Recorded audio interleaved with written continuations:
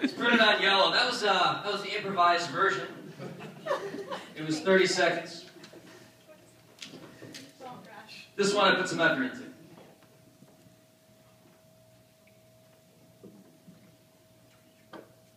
My baby brother got married today. A brother is God's way of giving you a best friend, with a few unbreakable conditions. The first condition is it's mandatory. You can't abandon your brother because he can't abandon you.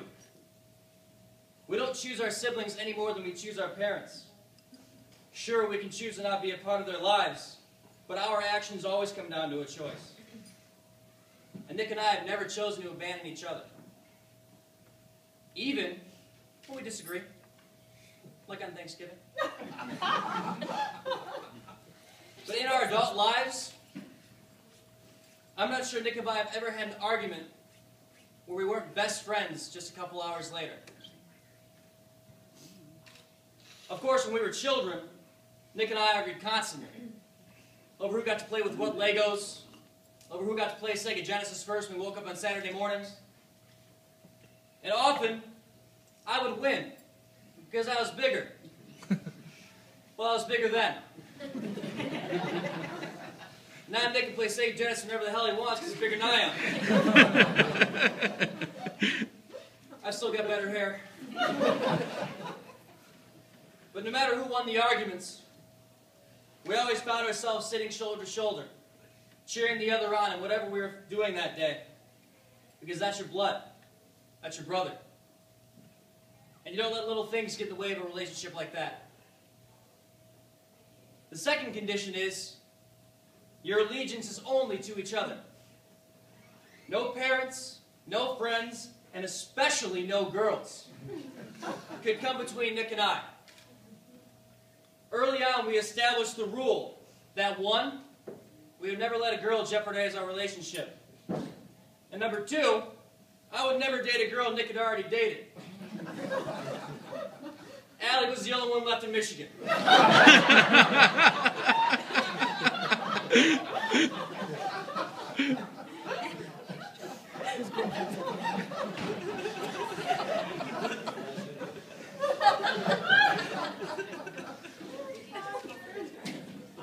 Nick and I were blessed with fantastic parents.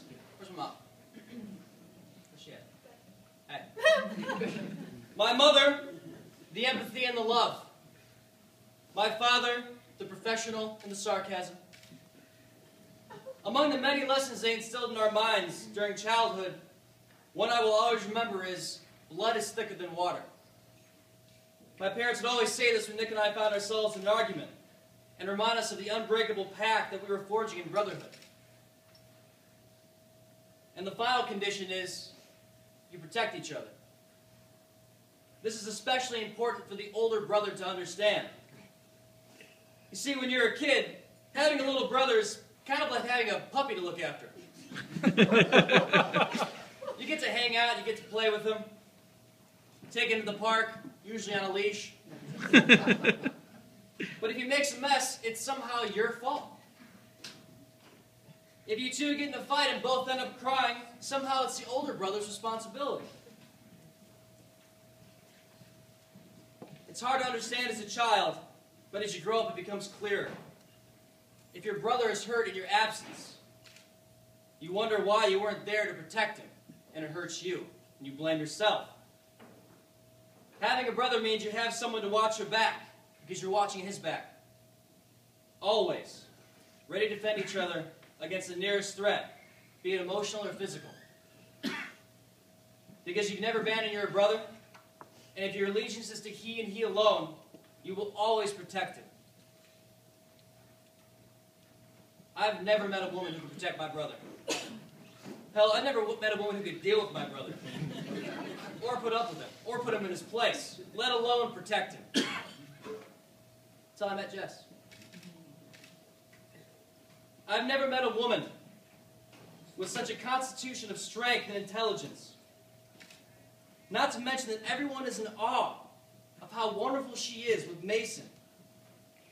It is my belief that it isn't so much an indication of how much she loves Mason, but a reflection of the sincere love she has for my brother. It takes a lot of courage for me to stand here today to ask you to protect my brother.